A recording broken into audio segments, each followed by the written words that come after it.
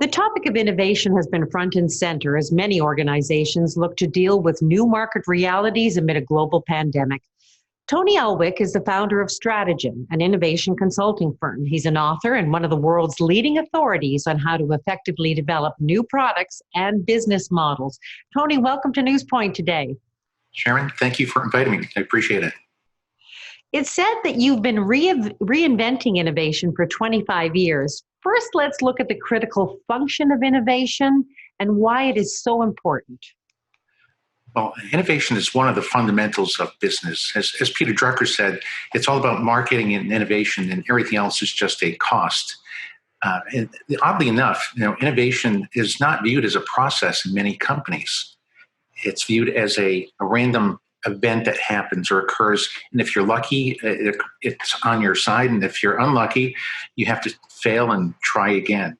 And it's been that way for years. It still is to a great degree. But we've been working at transforming innovation into a science for 30 years, as you mentioned. And we're making some pretty steady progress. I can't say it's perfected, but it's certainly far better than it was 30 years ago. Well, you've developed outcome-driven innovation. It's an approach, as you say, developed over 3 decades, which shows much better results than traditional methods. What's the difference in this approach? Well, it's disciplined and it's scientific in the sense that we don't rely on just random guesswork. We take the process apart and say, what inputs are needed in the innovation process to make it predictable? It's quite that simple, right? But the trick was to figure out, well, what are those inputs and then how do you capture them? And I think that's where most companies struggle today. It's as if, some great innovators, I think like this normally, right? They have ideas in their head that they test against a lot of metrics, and they have a sense of what customers want. But most people can't do that because it's a very complicated equation. It's not as if customers have 1 or 2 needs, and for any given market, the customer may have 50 or 100 or more needs. So trying to figure out which ones are most underserved for which population and which segments, it's extraordinarily complex. So we're just trying to bring some science to it so that we can figure out the basics of marketing, which is really who are our customers, what are their needs, which are unmet, and are there segments of people with different unmet needs? And if you can answer those 4 questions, you can be very effective at innovation. It's really the jobs to be done theory in action, you say. That's exactly right. Back in 1999, we introduced our thinking, outcome-driven innovation thinking, to Clay Christensen at Harvard Business School. And he wrote about it in his book a few years later, The Innovator's Solution, and introduced it as jobs to be done theory. Well, fast forward 18 years later, everyone talks about jobs to be done theory. It's kind of an odd name, but I think it's very fit, because what it basically says is people are buying products to get a job done. And I think if we sat there for any a moment or two, we'd all say, yes, we'd buy each of our products to serve some purpose. Now, if we can figure out what that job is and help people get those jobs done better, people will hire our products instead of the products that they're currently using to get that job done. So at a high level, it's a very logical starting point for innovation. Aside from taking a random approach, as you say, where do you find most companies go wrong in developing new products or when they're looking to enter new markets? Well, oddly enough, it's really well stated and defined what the biggest problem is. And that's most products that fail do not address customer needs. Now, knowing that, you would think they'd solve that problem. But the real problem with innovation is in most companies, there isn't agreement as to what a customer need even is. So if you sit in a room with the marketing team, the sales team, development, R&D, they all agree they're trying to create customer value, but they all define it differently through different lens. So there's no agreed on starting point for what a need even is. And we've asked this question for 30 years. We polled it in our last masterclass as well. And we asked, is there agreement in your team as to what a customer need is? And time again, it's over 80% of the people say there is no agreement. So then you have to ask the question, if we can't agree on what a need is, how can we agree on what the needs are, which are unmet, and are there segments of people with different unmet needs? And that's all before trying to agree on what solution to go pursue. So without that basic set of inputs, it becomes near impossible to make innovation predictable. Well, you've worked with many Fortune 100 companies. What are some examples of companies that are using this approach very successfully? Well, we've applied it in about 30 or so industries over the years, so pretty much every industry. In agriculture, we've applied it to help farmers, or to help companies create products that help farmers grow crops. And a lot of interesting things that we discovered. So in the work that we did years ago, this is going back 10 to 15 years, we discovered that in growing a crop, there are many needs that require the grower to have the right information at the right time. So when we discovered this, of all the needs, maybe of 150 needs, 50 of them related to getting information at the right place at the right time. And we predicted back then that there was going to be a digital movement in agriculture. And sure enough, that's certainly come to fruition. But most importantly, the companies that we worked with were able to get out on the forefront of that and understand what information was needed and when, and how to build this digitalized technology. So what we see in a lot of organizations is, yes, we need to digitalize, but what does that even mean? What needs are we trying to satisfy through digitalization? Through this kind of approach, we can identify all the needs and then pick out which ones can be satisfied using digitalization, and then go to work to create that kind of offering. So that kind of approach has been very successful. We've worked in animal nutrition for Arm & Hammer, for example, where they were trying to work with nutritionists to come up with better food products for dairy herdsmen. And what we learned in that study is that they were really focusing on the wrong customer. While the nutritionist is maybe picking out the product and acting as the buyer, it was really the dairy herdsman who was trying to get a job done. And that was to optimize dairy herd productivity.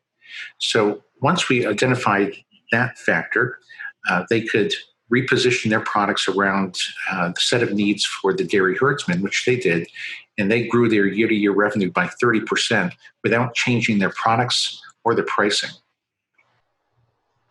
Well, it seems that right now ODI is having a moment. Is that because there's little time? Is it because we simply cannot afford to fail the first time?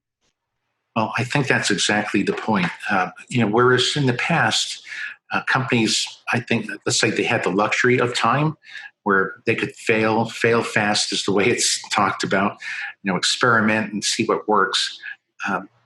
But today they don't have that luxury. If you're coming out of the pandemic and you want to be a market leader, you have to know right now what the customer's needs are, how they've changed, if the change is permanent, if you should address them, how you should address them, and do all that quickly and get it right the first time.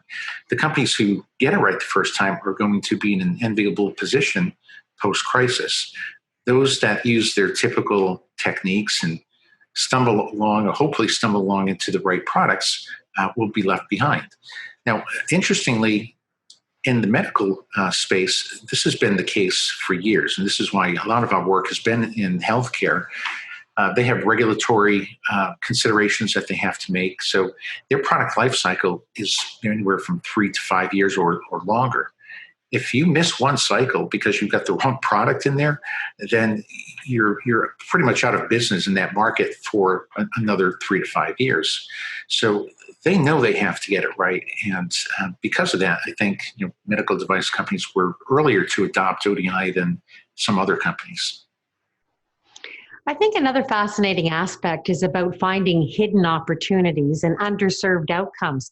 The Bosch example is a great one in that there were dozens of circular saws on the market when they were coming out with theirs. How did ODI make Bosch so successful?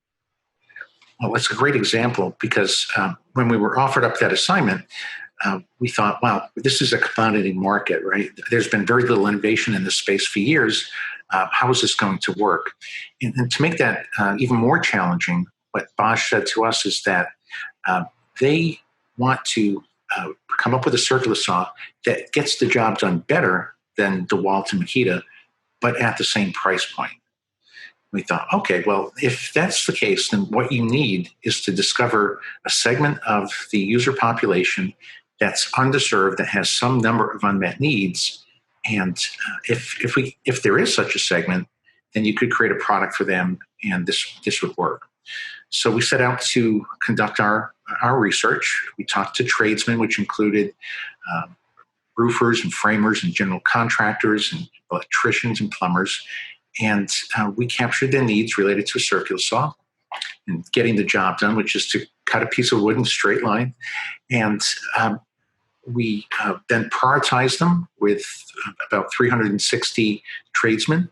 We discovered that there were a small segment of people that did have 14 unmet needs. So that was using our outcome-based segmentation. This was a group of Finnish carpenters that had to make more complex cuts, lengthy cuts, angle cuts. So they've been making more blade height and blade angle adjustments. So they had 14 unmet needs that the rest of the market didn't have. This represented about a third of the user population. So when we presented that to Bosch, they said, okay, so we've discovered the opportunity. Which one of these needs should we go after? And we came back and said, well, what you should do is to try to satisfy all 14 unmet needs at no higher price point. They said, well, of course we should, but how are we going to do that? So then we went down the ideation path. And one of the first things they came up with was this idea to remove the cord from the circular saw. Because there were three unmet needs that related to this. One was cutting the cord in practice quite frequently. Another was getting the cord where it clumps up caught on a piece of wood as they're trying to make a cut. And the third was lowering it from a ladder or from the rafters when they're trying to bring it down to the ground. So they thought, well, if we could remove that and just allow people to put their extension cord into the plug, then that would solve that problem. Well, at that time, people were doing that in the hedge trimmer market, and if you've ever used those, it was very difficult to use. The hedge trimmer would inevitably lose the plug halfway through the work assignment. So they came up with a patented technique that allowed it to wrap it around in such a way that it could not fall out. In fact, you could lower it from the ladder, rafters, you could swing it around. It was not going to come out. So the beauty of that is it satisfied three outcomes, but it also took out cost, right? It took out about $3.50 worth of cost, which now they had to play with, right? Now they had $3.50 worth of other features they could come up with to satisfy the other 11 outcomes, which is exactly what they did. Fascinating. Outcome-driven innovation, making innovation measurable and predictable with an 86% success rate. It's one companies are going to quickly want to learn. Tony Alwick, as the creator of the movement, thank you for sharing your approach and how it leads to breakthrough innovations today on NewsPoint. Sharon, thank you so much for the opportunity.